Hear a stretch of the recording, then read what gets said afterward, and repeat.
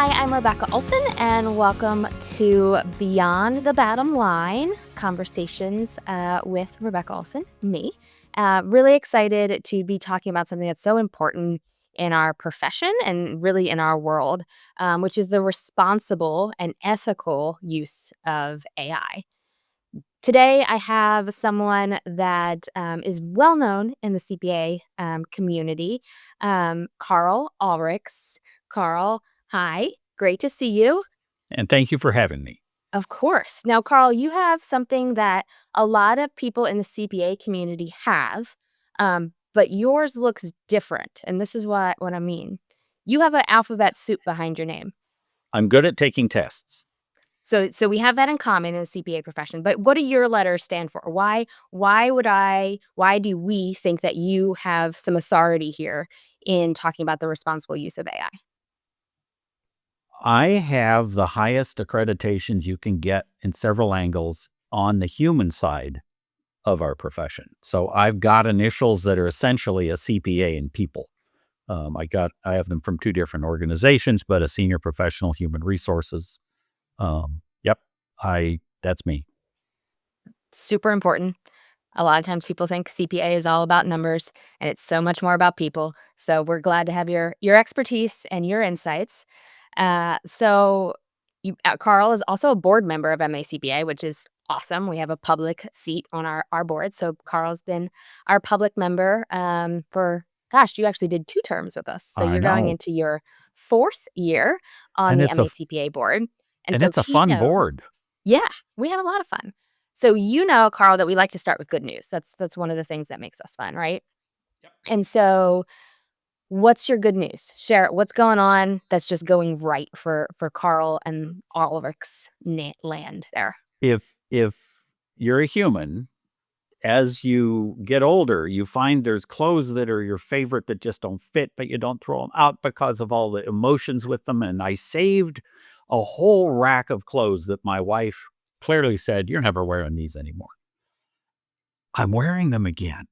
I lost weight during COVID and kept it off. You might Um, be the one person that lost weight during COVID. I did, and I'm wearing those jeans again.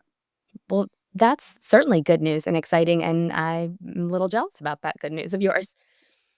So let's get into what the topic at hand is, Yep. ethical and responsible use of AI. I know we have a lot of things we want to cover. Um, what are some like quick hits that then we'll dive into as we talk? Okay. It's a tool, not a replacement. Its soft skills, let's call them crucial skills, are going to be front burner, where we've been pushing them back a little bit. The clients that we work with, internal, external, they're going to be very changing in their expectations. And the thing I really want to start with is ethics. Should we tell people what tools we're using? Hmm. It's awkward. You know, I can't say I've ever told somebody when I use a calculator or when I use an Excel spreadsheet or what but it's true. AI is a little Yeah. bit different. So what Yeah. what are you seeing out there and what's the conversation that you're seeing, around this ethical use of AI? When do we need to tell and when does it really not matter? Two answers. It matters right now because everybody's getting used to this new thing. In 5 years, it'll be assumed. It's like when microwave ovens first appeared, and you would go to a restaurant and you might have been told that, some of our dishes are prepared using microwave ovens. Now, I mean, if you go to that charming little place, Cheesecake Factory, and they give you the Bible of food, I assure you, you go back in the kitchen, there's a wall of freezers and a wall of microwaves. We don't care now because the tools we're comfortable with the tools. So it's going to take a couple years for us to get comfortable with the tools. And so I think ethically, we need to be sharing what tools we're using. It's really interesting. So I was at a board of accountancy meeting this past week recently, and they had a little bit of a discussion on this. It's amazing how much we didn't get much into it because there were so many other things going on in the profession that were taking precedent, which is crazy. But one of the people in attendance brought up AI, and um, another person said, you could argue both ways. You could argue that it's unethical to be using it in some ways if you're not disclosing and they said you could argue that it's unethical not to be using tools that would get better results. If you can do 100% sample size in an audit of Yeah. transactions using Incredible. AI and you're choosing not to, is that actually unethical in that way? Which is just something I had never really thought about. Yeah. And let me clarify that. Let's agree that it's ethical to use the tool appropriately. It is unethical to not audit the results. I'm in a room full of managing partners, and I asked them what percentage of the AI result is accurate. And the number I generally get back is between 90 and 95%. Great. Then here's the question I ask. You go to your favorite Italian restaurant tonight, and the waiter says the carbonara is fabulous, and it's 95% sanitary. Are you eating that? No, we have to go in and clean things up. And Yeah, that's where the human side of this is. absolutely. So that kind of lends itself just to diving right into the skills part of this, right? Yeah. That human skills that are changing when we have different tools in some ways, right? Or which ones maybe that we have to emphasize and work on. So what are you seeing in that area? Let me be a little inflammatory here. Please. We're going to lose our critical thinking if we don't watch it. Here's why. You go into Google and do a query, and you get 1,400,000 answers. True, they sort it, but still. You have to go through and parse it and use your critical thinking skills to figure out which of these answers fits. AI doesn't do that. AI comes back with one answer. And because of that and our inherent laziness, we're going to, unless we challenge it, we're going to lose our critical thinking skills as a population globally. And we as a profession can be the standard bearers for maintaining critical thinking skills. That you see CPA, you've got somebody with critical thinking skills. And that is going to be our brand, just as you wearing a fashionable hair bow is your brand. It's going to be part of our brand, and we need to go there. That's why if Yeah. I'm teaching CPE, I work critical thinking in. Hmm. We can't afford to lose that as a profession, as a society in a lot of ways, right? And so it's interesting because we've seen technology come and have an enormous impact on our profession before. That Mhm. itself is not new, right? I've got my green sheets around here somewhere. Yeah, exactly. Like we know that part. What's different now is what you kind of just talked about. This new technology is not doing what we used to do faster. It's doing something for us and taking that off. Although that's kind of an interesting point. I would say that if we don't watch it, it's going to give us bad data, bad decisions faster if we're not auditing it. Right. Whereas If we're technology in the past maybe allowed us to just speed up our natural what we would Yeah. have done. This is doing some of the thinking for us, not just the calculation for us. Yeah. And if it's so smart, how come automobile manufacturers are having a hard time with fully autonomous driving? It's that 5%. You know, I have clients who have had to pull a report because it looked great. But when a human went in and lifted the hood and said, what data was pulled here? Oh, they missed all of Europe.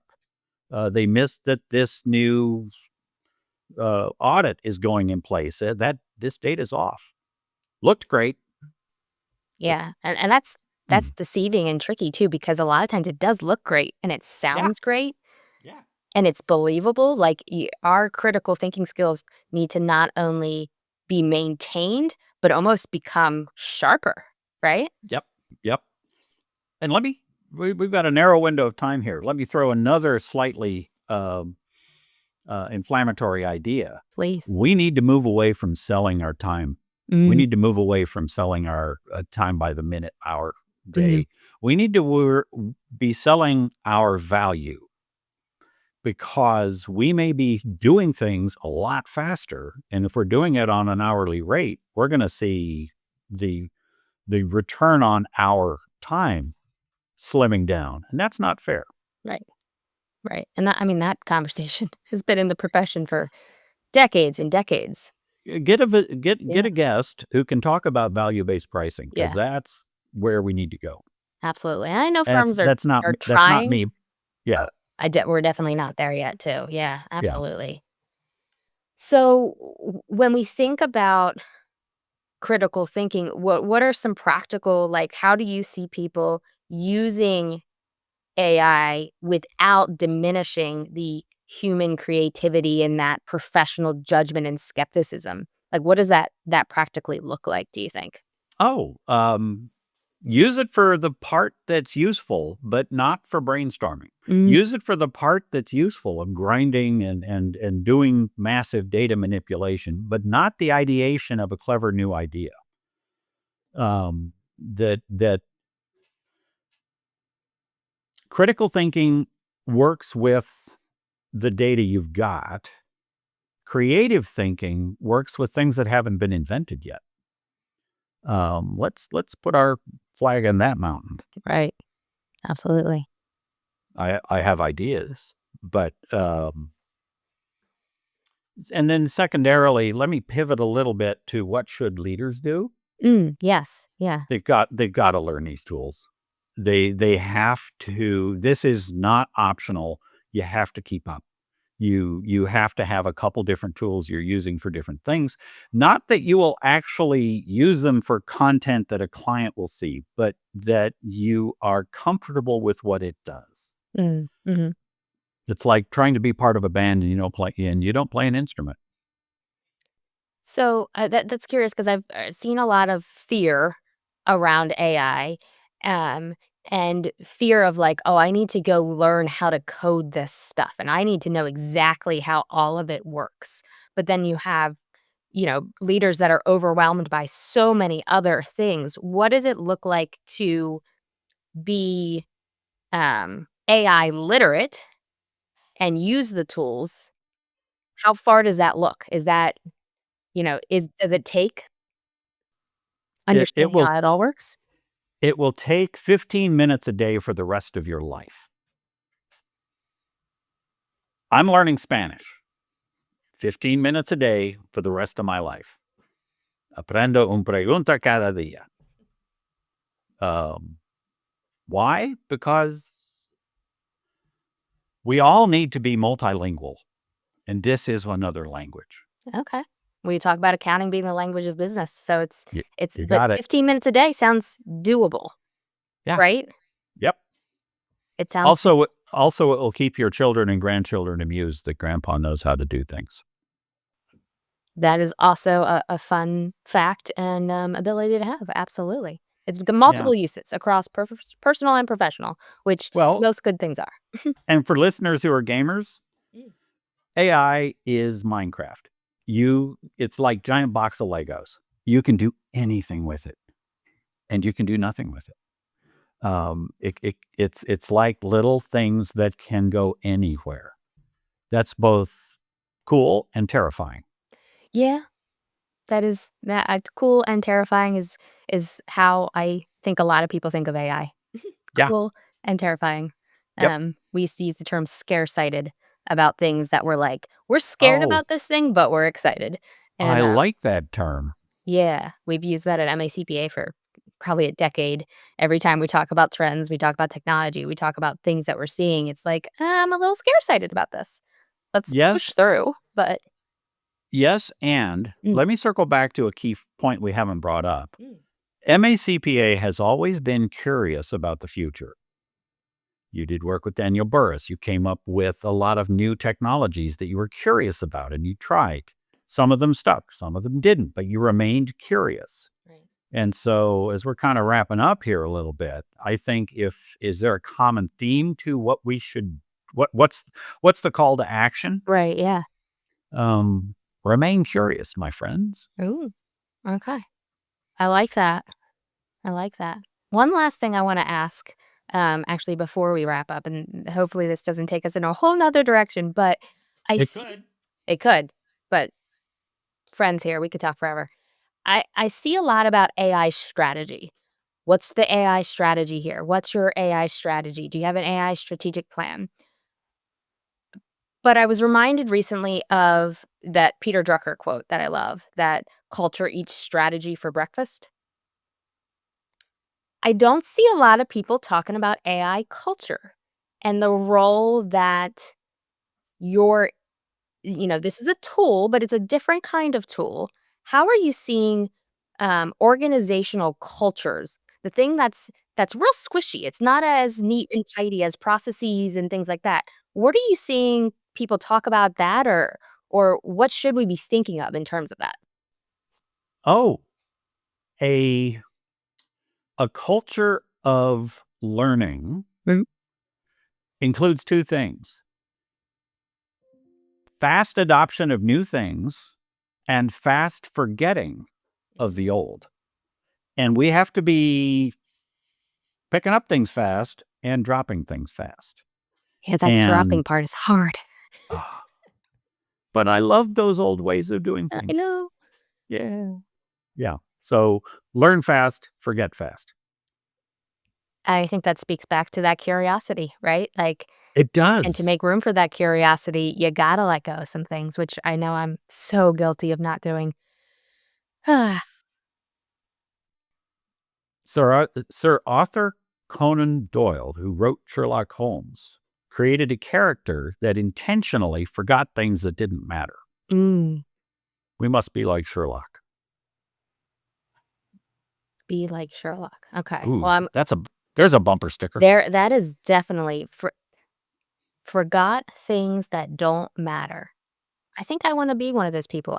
My mom used to always say, if I for "You just have too much on our hard drive. Like, we have this capacity in our brain, you got too much in your hard drive, and you just start forgetting the things that don't matter." I was really good at Palm Pilots. I was really good at VHS tapes. I was really good at Blackberries. I have forgotten every bit of that. Good point, good point. So we started with good news, Carl. I wanna end with some good news too. So what is the good news bottom line here for leaders, for individuals, for CPAs that are navigating how to use AI responsibly? Good news. By the simple fact you're watching us today, you're on the train to the future. Good news. You came. You came. Yeah. Good First step, news. showing up. You're curious. Yeah, yeah, That's the good news. great news. Thank you so much, Carl, for being with us. Hey, Always love chatting with you. hey, back at you.